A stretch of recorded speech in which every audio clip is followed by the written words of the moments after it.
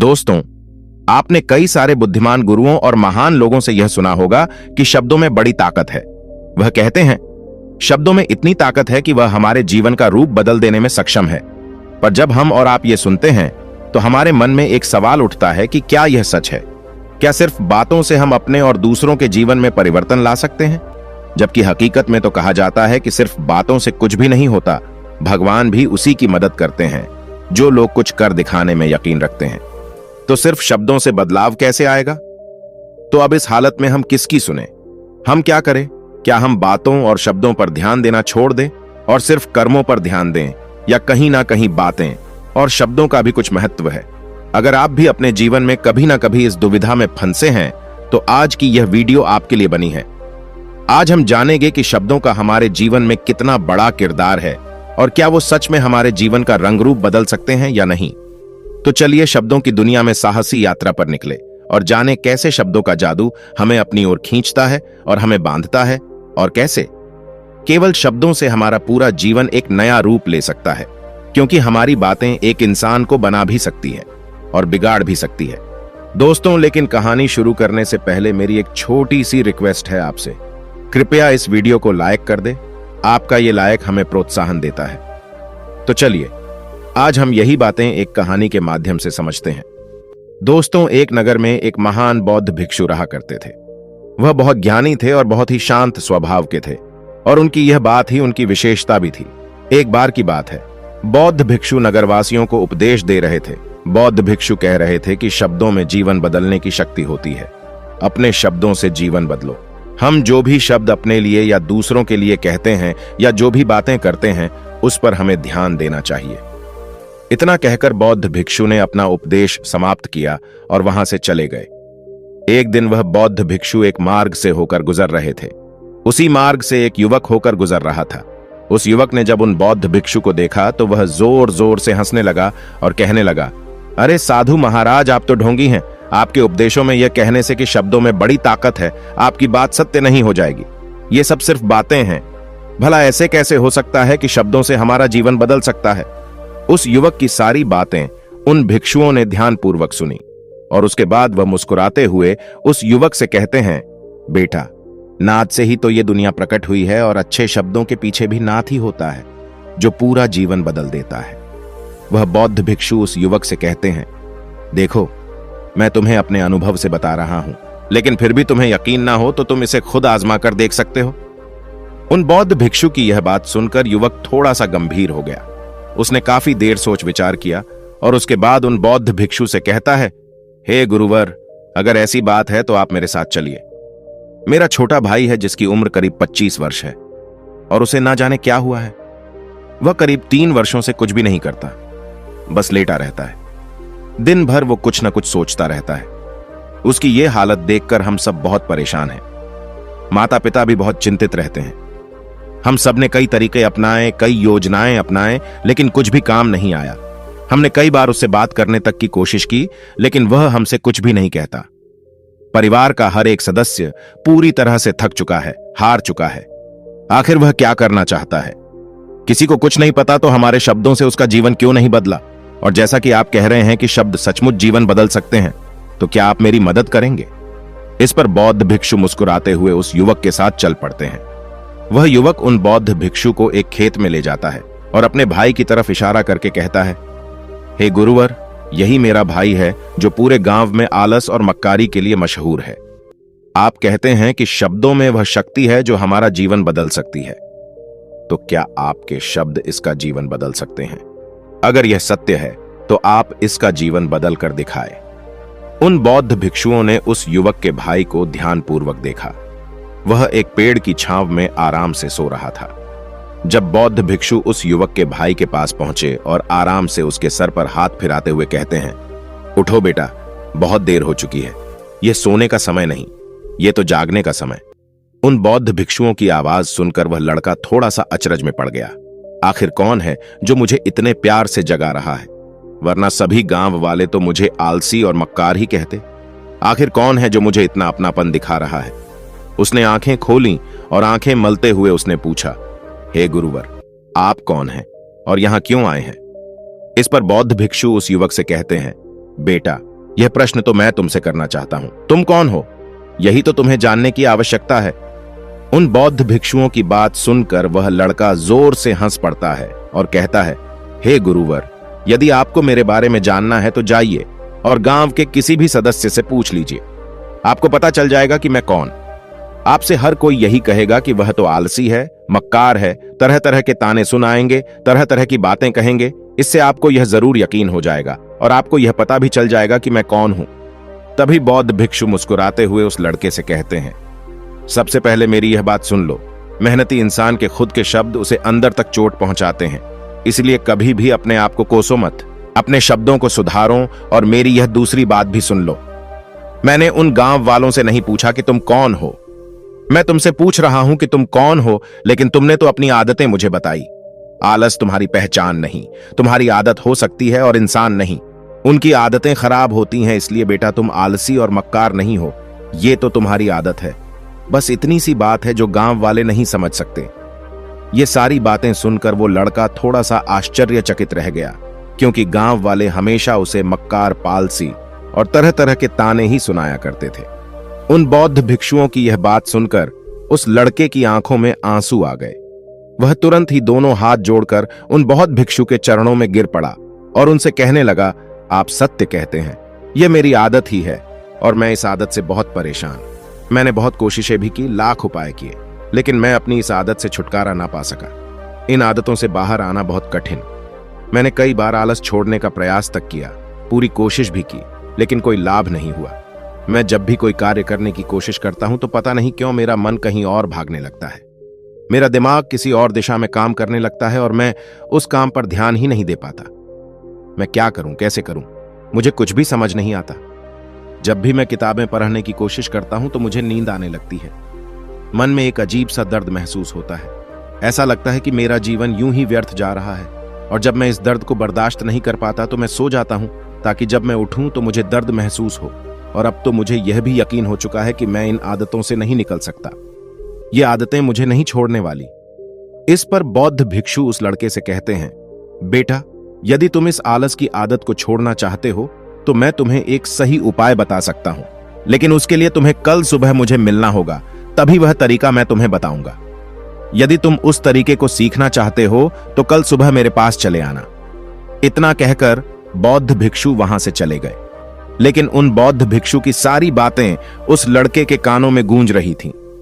वह यह समझ नहीं पा रहा था कि आखिर वह बौद्ध भिक्षु उसे कौन सा मार्ग दिखाने वाले, वह ऐसा कौन सा उपाय बता देंगे जिससे उसके जीवन से आलस्य हमेशा हमेशा के लिए खत्म हो जाएगा। देखते ही देखते रात हो गई।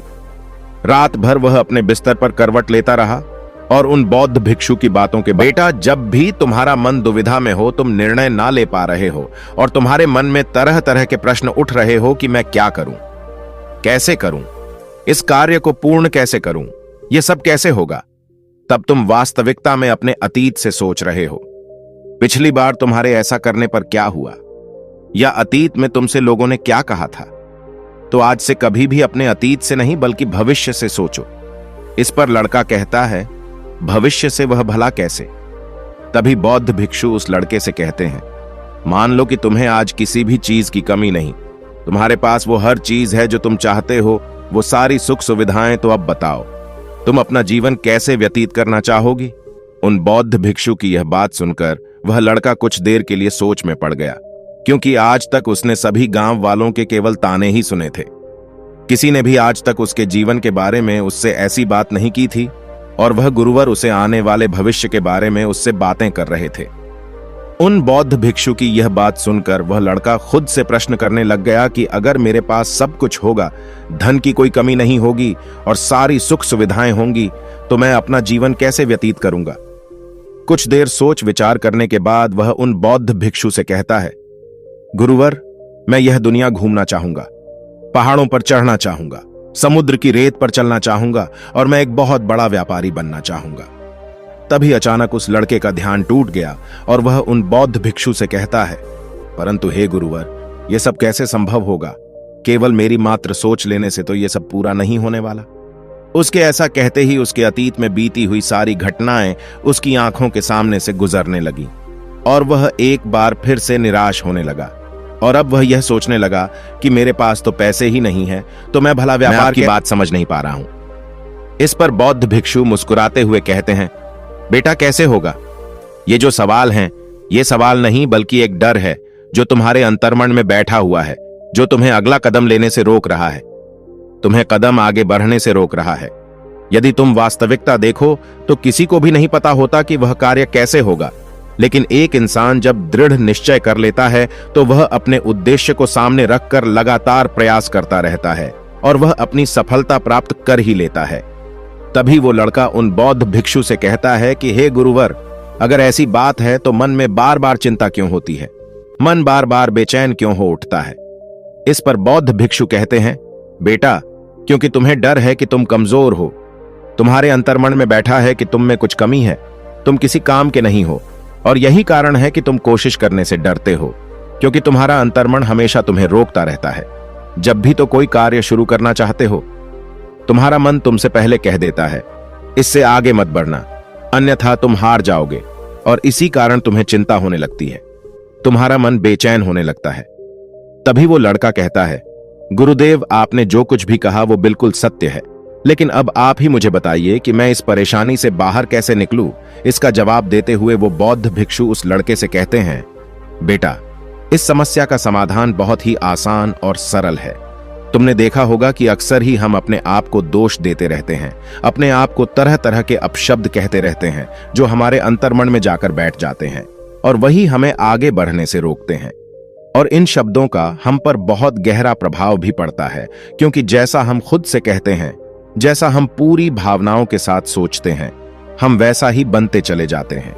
इसलिए यदि तुम खुद को बदलना चाहते हो तो कि तुम भी काबिल बन सको, तो तुम्हें अपने अंतर्मन को नए संदेश देने की जरूरत है। जैसे कि मेरे शरीर का हर एक कण, हर एक हिस्सा, हर एक विचार शांति और ऊर्जा से भरा हुआ है। मैं दृढ़ संकल्प और आत्मविश्वास के साथ हर दिन के लक्ष्यों को पूरा करता हूं। मैं अपने कमजोरी को अभ्यास में बदलता हूं, चिंता को ध्यान में बदलता हूं। मैं उत्साह और ऊर्जा से भरा हुआ लगातार अपने लक्ष्यों पर काम करता। ऐसे शब्द जब तुम खुद से कहोगे तो तुम शक्तिशाली महसूस करने लगोगे और तुम्हारी सारी चिंताएं खत्म होने लगेंगे, क्योंकि यही शब्दों की ताकत है। वह तुम वही बना देंगे जो तुम खुद से कहोगे। तुम जितनी भावना के साथ यह वाक्य बोलते हो, उसे महसूस करते, उतनी ही भावनाओं से यह शब्द तुम पर असर करना शुरू कर दें। धीरे धीरे ये शब्द तुम्हारे मन और व्यक्तित्व की सोच का हिस्सा बन जाएंगे। लेकिन मेरी एक बात याद रखना कि तुम्हारा अंतर्मन इतनी आसानी से हार नहीं मानने वाला। जब तुम आगे बढ़ोगे तो मौका मिलते ही वह तुम्हें पीछे खींचेगा। तुम्हारे अतीत के बीते हुए सारे कड़वे अनुभव तुम्हें याद दिलाएगा ताकि तुम डर जाओ और एक बार फिर से अपने लक्ष्य का पीछा करना छोड़ दो। लेकिन तुम्हें इसकी चिंता नहीं करनी। उन सकारात्मक शब्दों के कारण तुम्हारा मन सकारात्मक विचारों को स्वीकार करने लगेगा। आगे वह बौद्ध भिक्षु उस लड़के को चेतावनी देते हुए कहते हैं, मेरी एक बात और याद रखना कि तुम्हारा ध्यान आलस्य पर नहीं होना चाहिए। अर्थात तुम्हें कभी आलस नहीं मिटाना, बल्कि तुम्हें एक नए भविष्य का निर्माण करना है, एक नए व्यक्तित्व का निर्माण करना है। तुम्हारा पूरा ध्यान केवल इस पर ही होना चाहिए। उन बौद्ध भिक्षुओं की बात सुनकर लड़का कहता है, ठीक है गुरुवर, आप जैसा कहते हैं मैं वैसा ही करो। तभी वह बौद्ध भिक्षु उस लड़के से कहते हैं, बेटा अभी तो मैं इस गांव से जा रहा हूं, लेकिन कुछ सालों के बाद मैं वापस आऊंगा। इतना कहकर बौद्ध भिक्षु वहां से चले गए और वह लड़का अपने घर लौट गया। लेकिन अब उस लड़के के मन में तरह तरह के विचार चल रहे थे। वह लड़का यह सोच रहा था कि अगर मैं अपनी मनपसंद जिंदगी जीने लगूंगा, अगर मैं दुनिया घूमने लगा, नए लोगों से मिलने लगा और अपनी पसंद का काम करने लगा, तो मेरी जिंदगी कैसी हो। उस बात को ध्यान करके उसने एक कागज पर अपना लक्ष्य लिखा और लिखकर सो गया। अगली सुबह जब उसकी आंखें खुली तो उसने उस पेपर पर लिखा हुआ लक्ष्य एक बार दोहराया। उसके बाद वह कुछ देर के लिए शांत हो गया। तभी उसे उन बौद्ध भिक्षु की बात याद आई कि तुम अपने लक्ष्य के लिए आज क्या कर सकते हो। उसने खुद से सवाल किया कि मैं आज अपने इस लक्ष्य को प्राप्त करने के लिए क्या कर सकता हूं। तभी उसे एक बार फिर से उस पेपर की तरफ ध्यान दिया। उस पेपर पर लिखा था कि मैं बाजार जाता हूं और लोग व्यापार करने की कौन सी चीज है, कौन से सामान लेकर आते हैं, मैं उन चीजों को देखता, उन चीजों को पता करता है। वो पढ़ने के बाद तुरंत ही बाजार चला गया। वो अलग अलग दुकानों पर बैठा उसने देखा, लेकिन उसे कुछ समझ नहीं आ रहा था। क्योंकि लोग अलग अलग व्यापार कर रहे थे, अलग अलग तरह की चीजें और सामान ले रहे थे और किसी ने उसकी कोई मदद नहीं की। वो बहुत उदास हो गया और निराश होकर वापस घर लौट आए। तभी उस लड़के को उन बौद्ध भिक्षु की एक और बात याद आई। शब्दों में बहुत ताकत है और शब्द हमारा जीवन बदल सकते हैं। उसे वह सकारात्मक विचार याद आए। वह उन्हें सुबह शाम दोहराने लगा और अब से वह हर दिन ऐसा ही करता। देखते ही देखते 1 महीना बीत चुका था, लेकिन अब तक उसके जीवन में कोई बदलाव नहीं आया था। अब वह लड़का यह सोचकर निराश होने लगा था कि उसके जीवन में तो कुछ भी परिवर्तन नहीं हो रहा। लेकिन 1 महीने के बाद उसे महसूस हो रहा था कि वह पहले से अच्छा महसूस कर रहा है। उसका दिमाग अब अच्छी तरह से सोच पा रहा है। वह पहले से ज्यादा चलने फिरने लगा है। धीरे धीरे उसे समझ में आने लगा कि जो लोग आगे बढ़ते हैं, महान काम करते हैं, उनकी सोच में कितना अंतर होता है। वे लोग हमेशा शक्तिशाली विचार सोचते हैं। दूसरों की छोटी सोच और डर से वह कभी प्रभावित नहीं होते। जब भी उनके सामने कोई मुश्किल आन पड़ती है तो वह घबराते नहीं, बल्कि उस समस्या का समाधान निकालते हैं। इस समस्या के समाधान पर ध्यान केंद्रित करते हैं और ना ही वह कभी किसी का इंतजार करते हैं। वह केवल खुद पर विश्वास करते हैं और तुरंत ही कदम आगे बढ़ाते। जब उस लड़के को ये सारी बातें समझ में आने लगी तो उसने भी धीरे धीरे अपने कदम आगे बढ़ाने शुरू किए। उसने बिल्कुल वैसा ही व्यवहार करना शुरू किया। अब से वह कभी खाली नहीं बैठता था। जब भी उसका मन करता वो बाजार जाता और लोगों के बारे में जानता समझता कि वो किस प्रकार व्यापार कर रहे, कौन से चीजें खरीद रहे हैं और किन चीजों पर उन्हें लाभ हो रहा है। और जब उसका मन करता तो अपने पिता की मदद भी करता था। वह अपने पिता के साथ मंडी में जाता, वहां पर जाकर मोल भाव करता है। हमेशा कुछ ना कुछ सीखने में ही जुटा रहता है। तभी one दिन गांव में एक मसाले का व्यापारी आया। उसे कुछ पढ़े लिखे नौजवानों की जरूरत थी जो माल की गिनती कर सके और हिसाब रखने का काम कर सके। वह लड़का अपने लक्ष्य को जानता था कि उसे क्या पाना है। उसे समझ में आ गया था कि इस काम से उसे बहुत कुछ सीखने को मिलेगा। बेहिचक उस सेठ के पास पहुंच गया। वह जानता था कि उसे उस काम के बहुत कम पैसे मिलेंगे, लेकिन फिर भी वह उस काम को करने के लिए तैयार था। अब उस लड़के की सोच पूरी तरह से बदल चुकी थी। अब वह बाकी लोगों की तरह नहीं सोचता था, बहुत ईमानदार और समझदारी से काम करता था। देखते ही देखते करीब 3 महीने बीत गए और अब व्यापारी यह समझ चुका था कि नौजवान बहुत ही समझदार है और वह उसे व्यापार में बहुत मदद करता है। इसलिए उस मसाले के व्यापारी ने उस लड़के को अपना सहायक बना लिया। उस व्यापारी ने देखा कि इस लड़के की दिनचर्या सबसे अलग है। यह हर दिन पढ़ता है, लिखता है, सुबह उठकर ध्यान करता है, नई चीजें सीखता है। परेशानी आई तो भी विचलित नहीं होता। यह सबसे सम्मान से बात करता है, सबका आदर करता है। देखते ही देखते 1 साल बीत चुके थे और अब तो व्यापारी उस नौजवान से बहुत खुश था। उसने धीरे धीरे उस नौजवान को व्यापार के सारे गुण सिखा दिए और देखते ही देखते वह लड़का अब एक छोटा सा व्यापारी बन चुका था। और जब उस लड़के के अंदर व्यापार की समझ आ गई तो उसने जड़ी बूटियों का व्यापार शुरू कर दिया और देखते ही देखते केवल कुछ ही वर्षों में उस नगर का सबसे बड़ा व्यापारी बन गया। लोग उसे सबसे बड़े व्यापारी के नाम से जानने लग। उसकी नाम दूर दूर तक फैलने। करीब 5 वर्षों बाद जब वह वापस अपने घर लौटा तो लोग बहुत हैरान थे। उसे देखकर लोग बहुत अचंभित थे। उसके सारे जानने वालों ने उस लड़के से पूछा, तुम इतना कैसे बदल गए? तब उसने कहा, उन गुरु ने सच ही कहा था, शब्दों से हम जीवन बदल सकते हैं। वैसे आपने आज के इस वीडियो से क्या सीखा हो, मुझे आप कमेंट में जरूर बताएगा। इसी के साथ मैं उम्मीद है कि आपको आज की यह वीडियो जरूर पसंद आई हो। दोस्तों, आज की वीडियो में बस इतना ही। अगर वीडियो पसंद आई हो तो वीडियो को लाइक करें और कमेंट में बताएं कि यह वीडियो आपको कैसी लगी। और अगर आपने अभी तक इस चैनल को सब्सक्राइब नहीं किया है तो चैनल को सब्सक्राइब करके नोटिफिकेशन बेल को जरूर प्रेस करें। धन्यवाद।